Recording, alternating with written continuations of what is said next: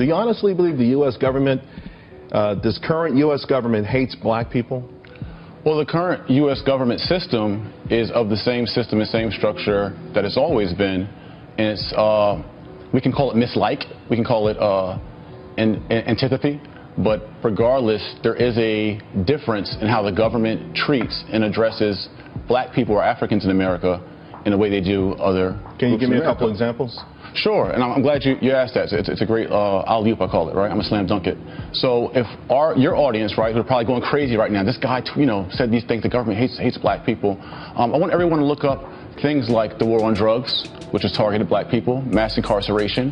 The FBI director, James Comey himself, and the New York head of police also said the origin of policing came from slave catching.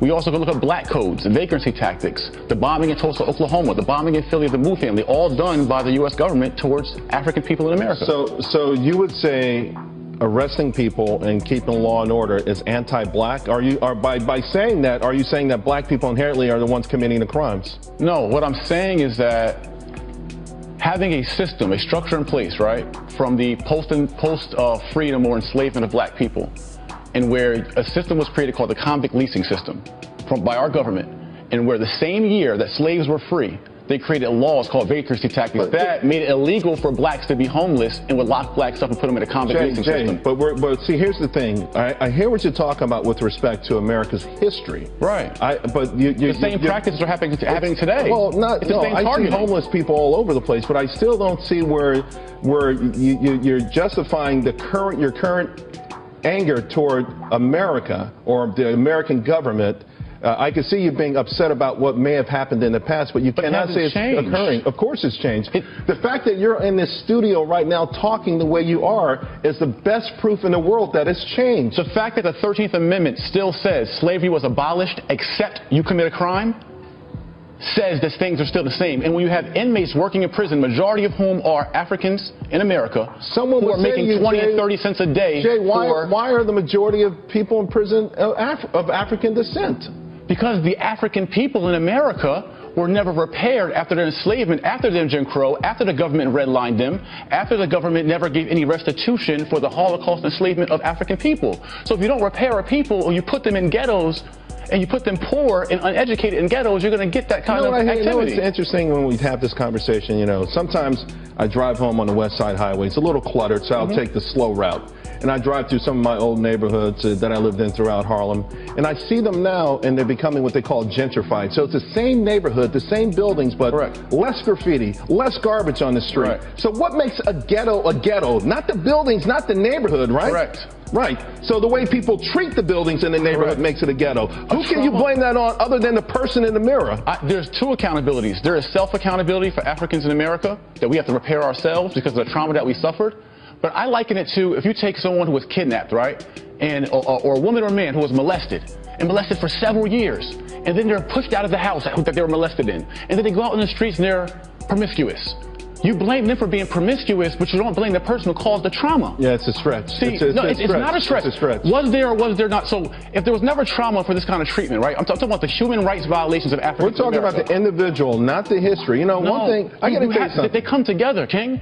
They don't. They come together. If they did, if there wasn't a need for repair of people, then the Japanese Americans wouldn't have been repaired or had restitution after their 2 years internment camps in America. Or the Jewish Germans wouldn't have gotten repair. Are you saying all it would take in your mind then is some sort of restitution check from the government? I didn't say check. No, well, you're saying some sort of restitution. Repair aid, restoration.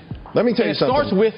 There are no black people in America right now who were ever slaves. Not a single one. Right. There are no white people in America at this point who were ever slave owners. Correct. Okay. But is there not residual effects of that? The overwhelming majority. Are there no residual effects of that? Not for the average person on either side. Is there no long-lasting trauma? Not for the average person for the either side. How did the black people get into the ghettos you talked about? You have to escape Did the government not redline black people, put red lines on the map? Google it if you don't know, King. The government put black people into ghettos through redlining. That created it. Jay. Is that right or wrong? Ultimately, we are in a point right now. Did the government not create COINTELPRO? A government program that broke up civil rights leaders and assassinated our people.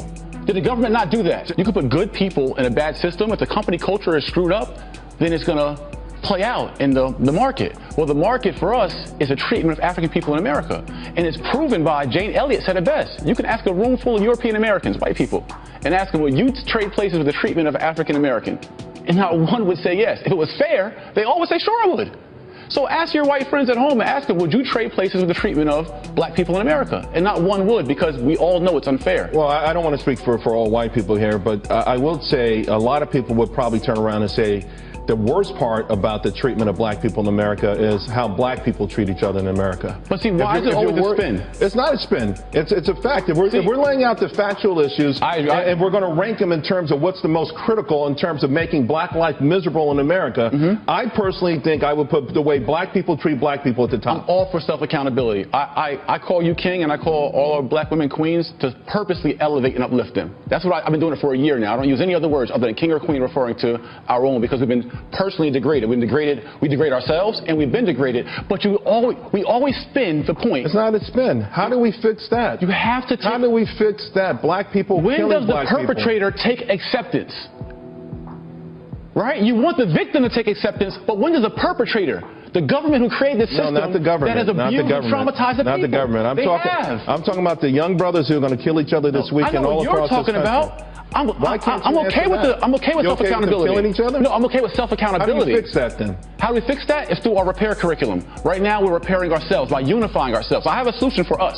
The solution for us is for us to get some self-dignity, self-pride by us unifying, understanding that before we're American, we're African first. That's why it's African American. And when African people realize that we are one people who are the source of African cultures and tribes and countries that were brought here, captured here, and been left in this crap to deal with it ourselves, then we'll unite and we'll fix our own problems. But we cannot forget the perpetrator who caused this misery for us. I think we're all Americans first and foremost. First and foremost, yes. I am an American, and I'm of African descent, and I'm proud of that. Right. But I'm more proud of being an American more than anything else. Were American, they were African. It doesn't matter. There are people going to be free Africans. Jay, they're going to be people sworn in tomorrow. Before they were colonized Americans, they were free Africans. They're going to be people sworn in tomorrow, and guess what? They're going to have tears streaming down their eyes because they get to be a part of this great American dream. They want to assimilate while the majority of their people are in misery.